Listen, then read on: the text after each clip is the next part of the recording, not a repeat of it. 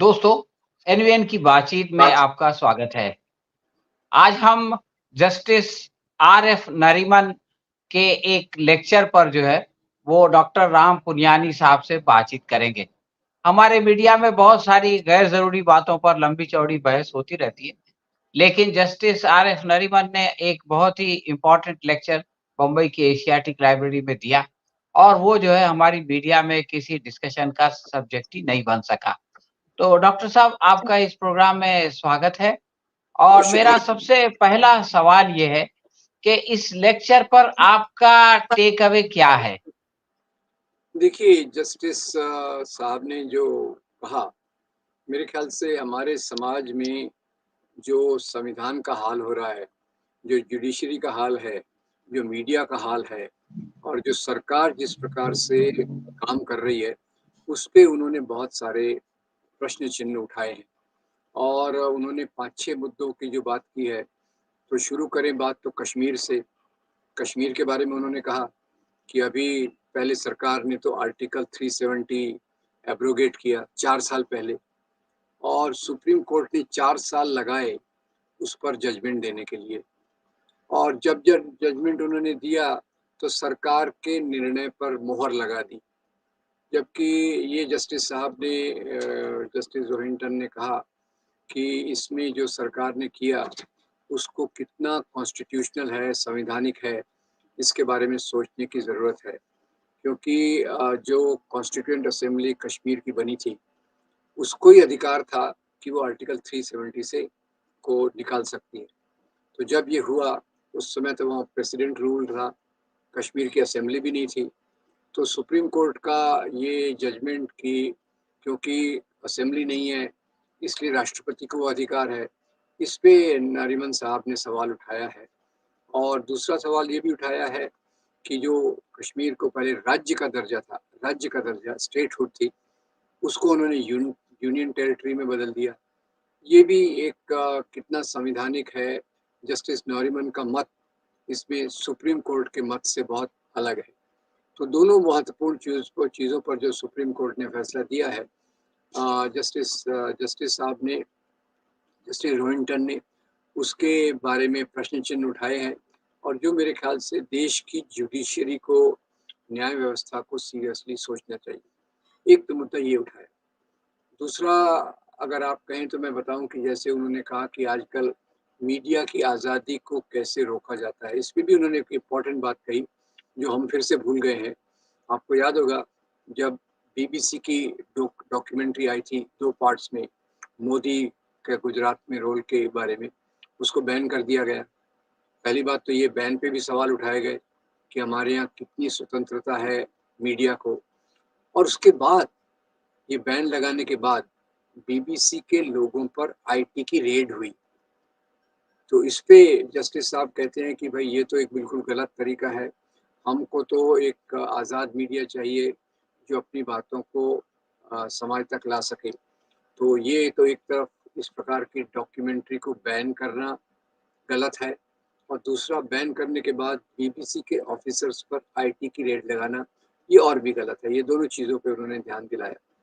तीसरा जो उन्होंने महत्वपूर्ण बात कही कि हमारे यहाँ जो अभी कई सरकारें हैं, जो गैर भाजपा सरकारें हैं, राज्य सरकार, क्योंकि हमारा तो फेडरल स्ट्रक्चर है और उन्होंने कश्मीर के बारे में जो मैंने कहा, उसमें भी फेडरल स्ट्रक्चर की याद दिलाई कि फेडरल स्ट्रक्चर के होते हुए कश्मीर के अधिकारों को इतना दबाना गलत है। खैर, वापस इस बात पर आता हूँ कि फेडरल स्ट्रक्चर है, कई राज्यों में, कई प्रांतों में भाजपा की सरकार नहीं है, पर वहाँ जो गवर्नर हैं, वो भाजपा सरकार द्वारा नियुक्त गवर्नर हैं और वो गवर्नर सरकार के काम में रुकावट डाल रहे हैं 2 तरीके से।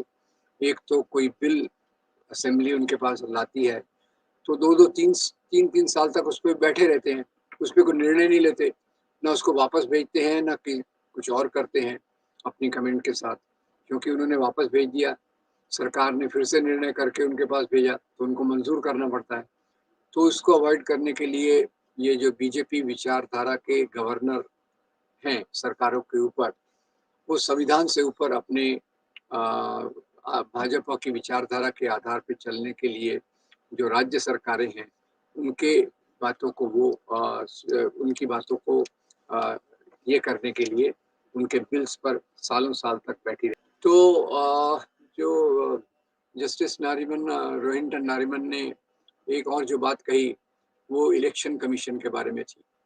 हमारा इलेक्शन कमीशन जिस सरकार के दबाव में न रहकर एक स्वतंत्र संस्था के रूप में काम करे, ये निष्पक्ष चुनाव के लिए बहुत जरूरी है। तो इसमें क्या था, एक प्रधानमंत्री, एक लीडर ऑफ अपोजिशन और एक चीफ जस्टिस, ये 3 की कमेटी रहती थी जो इलेक्शन कमिश्नर्स का अपॉइंटमेंट करती थी। तो इस सरकार ने उसको अमेंड करके चीफ इलेक्शन कमिश्नर को या बाकी इलेक्शन कमिश्नर्स को अपॉइंट करने के लिए जो चीफ जस्टिस है उसके बदले केंद्रीय सरकार का एक मंत्री रख दिया है। तो उससे क्या होगा कि एक तो प्राइम मिनिस्टर रहेंगे, उनके कैबिनेट के मंत्री रहेंगे, तो एक अपोजिशन लीडर रहेगा। तो मेजॉरिटी तो सरकार की होगी, तो 2 वर्सेस 1 करके वो अपने किसी पिट्ठू को अपॉइंटमेंट करके इलेक्शन कमीशन को पूरी तौर से अपनी तरफ ये ले लेंगे। तो एक अच्छे लोकतंत्र में स्वतंत्र इलेक्शन कमीशन का इंस्टीट्यूशन का होना बहुत ज़रूरी है। और ये जो चौथी बात जज साहब ने कही वो भी मेरे ख्याल से हमारे लिए बहुत महत्वपूर्ण है। और इन चीज़ों का संज्ञान, इन चीज़ों का नोटिस सरकार ने भी लेना चाहिए, जनता ने भी लेना चाहिए।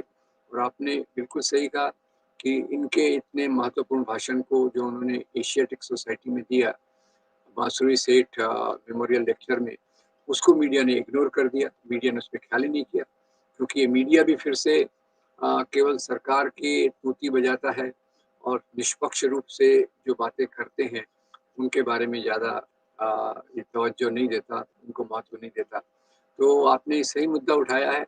जस्टिस रोहिंटन नारिमन ने जो मुद्दे किए हैं, वो एक जज हैं, काफ़ी निष्पक्ष जज रहे हैं और उन्होंने जिस प्रकार से मुद्दों को उठाया है, मेरे ख्याल से पूरे देश को इसके बारे में सोचना चाहिए कि किस दिशा में हमारा लोकतंत्र जा रहा है। और उस लोकतंत्र को सही करने के लिए इस प्रकार के जस्टिस साहब के जो सुझाव हैं, उनकी जो आलोचना है, उसको गहराई से लेकर सही रास्ते पर चलना चाहिए। डॉक्टर साहब, आमतौर से जज लोग जो हमारे जज होते हैं, वो इस तरह के इश्यूज पर जो कि जिसके पॉलिटिकल कॉन्सिक्वेंसेस हों, उस पर जी। बातचीत नहीं करते। तो आपके ख्याल में जस्टिस नरीमन को किस चीज़ ने मजबूर किया, कंपेल किया कि वो इन इश्यूज पर इतने फोर्सफुली बात करें? देखिए, मेरा सोच ये है कि ये जस्टिस साहब, जस्टिस रोहिंटन नारिमन, ये शुरू से काफ़ी एक निष्पक्षता से कानून के आधार पे बिना सरकार के दबाव के अपने फैसलों को देते रहे। और जब वो देख रहे हैं, अभी तो वो रिटायर्ड हो गए हैं, पर वो जब देख रहे हैं कि लगातार एक के बाद एक कानूनी इंसाफ का उल्लंघन हो रहा है, संविधान के मूल्यों के खिलाफ चल रहे हैं और जुडिशरी लगता है कि सरकार के प्रभाव में अपने फैसले कर रही है। इसी पे मैं आपको बता दूं कि प्रशांत भूषण जो एक दूसरे बहुत बड़े वकील हैं, उन्होंने कहा कि ये जजमेंट जो कश्मीर के बारे में खास तौर से है, जो जिसके बारे में जस्टिस साहब ने बात की, ऐसा लगता है कि कोर्ट ने जजमेंट पहले लिख लिया और फिर उसको जस्टिफाई करने के लिए वो आर्ग्यूमेंट ढूंढते रहे। तो जस्टिस, अभी देखिए कि हर एक व्यक्ति अपना अलग प्रकार से होता है और ये जस्टिस साहब ने एक ईमानदारी की बात जो उनके अंतरात्मा को अपील करती है, उस बात को सामने रखा है। डॉक्टर साहब, इस तरह की जो बातें आती हैं, जनता के बीच में जो इस तरह का डिस्कोर्स आता है, तो आपके ख्याल में इसका क्या इम्पैक्ट पड़ता है? कितने लोग इसके प्रभावित होते हैं? देखिए, अभी दुर्भाग्यवश हुआ क्या है कि ये चीज़ें लोगों तक नहीं जा पा रही। केवल मैंने 2-3 अंग्रेज़ी पोर्टल में इसके बारे में देखा, आपने सवाल उठाया, पर ज़्यादा लाइव लॉ में इसके ऊपर एक आर्टिकल आया है, पर ज़्यादा ये चीज़ें लोगों तक नहीं पहुँच रही, क्योंकि हमारा बड़ा मीडिया जो है, जिसको गोदी मीडिया कहते हैं, वो तो केवल सरकार की तूती बजाता है, तो ये लोगों तक बात नहीं पहुँच रही और ये मेरे ख्याल से हमारे लोकतंत्र के लिए एक बहुत बड़ी चिंता का विषय है। डॉक्टर साहब, ये आम तौर से आज के ज़माने में हम ये देखते हैं कि बहुत सारे लोग जो सिविल राइट्स की बात करते हैं या इंसाफ की बात करते हैं, उनको जो है वो तरह-तरह से उनके ऊपर इल्ज़ामात लगा के उनको जी, जेलों के पीछे भेज दिया जाता है। उनको किसी न किसी एजिटेशन से कनेक्ट कर दिया जाता है और उनकी आवाज़ को दबाने की कोशिश की जाती है। तो अब जो नरीमन साहब ने इतने बोल्ड अंदाज़ में वन बाय वन पूरे साल के वो वाक़यात को और घटनाओं को बयान किया और फिर ये कि सरकार पर मैं समझता हूँ कि बहुत ही कड़ी आलोचना की। तो इसका क्या कॉन्सिक्वेंस हो सकता है? ये तो ख़ैर मेरे ख्याल से इससे बहुत सारे जजेस को लगेगा कि हमें संविधान को ज़्यादा महत्व देना चाहिए, सरकारी नीतियों के सामने ज़्यादा झुकना नहीं चाहिए और कुछ लोगों तक ये चेतना तो पहुँचेगी कि भई अभी जो हो रहा है वो सही नहीं है और एक संविधान के आधार पे जो होना चाहिए उसके लिए थोड़ा-सा एक चेतना तो लोगों की बढ़ सकती है। अब गवर्नर्स जो हैं वो तो पूरी तौर से वैचारिक रूप से ये शासकीय पार्टी है उसके साथ जुड़े हुए हैं, उनसे कितना प्रभाव होगा मुझे पता नहीं। पर लोगों के बीच में थोड़ी चेतना तो आएगी और अगर हम लोग इस उनकी बात को लोगों तक पहुँचा सकें, तो थोड़ा एक सकारात्मक पॉज़िटिव प्रभाव समाज में आ सकता है। डॉक्टर साहब, नरीमान साहब ने बहुत ही इम्पोर्टेंट इश्यूज़, बहुत ही महत्वपूर्ण मुद्दों को उठाया और आपने उसको बहुत ही सरल भाषा में हमारे प्रेक्षकों को समझाया। इसके लिए आपका बहुत-बहुत शुक्रिया। दोस्तों, हम बहुत जल्द किसी और विषय के साथ डॉक्टर साहब से फिर शुक्रिया। धन्यवाद। ठीक है, मैं लीव करूँ?